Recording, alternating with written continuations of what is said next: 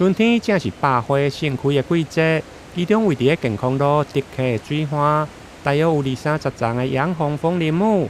雖然歷經清明的連假，在入口處有不少的花蕊去予雨水來拍落，不過還是有幾叢遠遠看就親像粉紅色的棉花糖同款，吸引不少過路的民眾來翕相拍卡。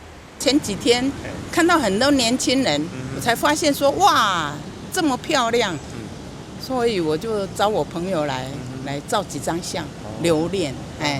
它每年都開得這麼漂亮嗎？我前幾年沒有注意啊，今年特別發現，今年特別發現了。根據當地竹溪里長曾明哲表示，竹溪在經過整治以後，煙花的步道就成為市民運動散步的主要路線之一。尤其在春天的季節，洋紅風鈴木盛開，更加吸引真濟民眾到場來賞花。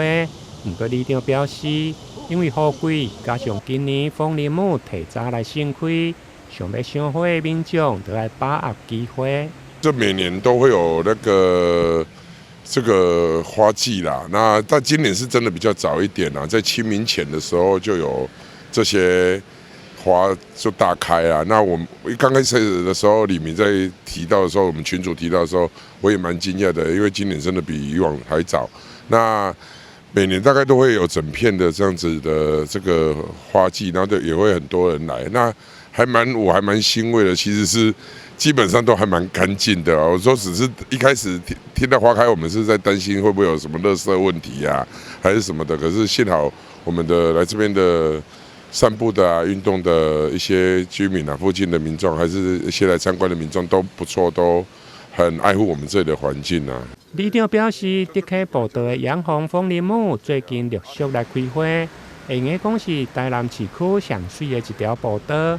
對健康路的路口沿着荷花，會用一路行到哈赫拿爾的森林步道。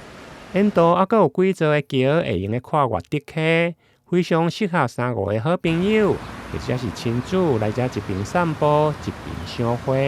台南新聞林榮根採訪報道。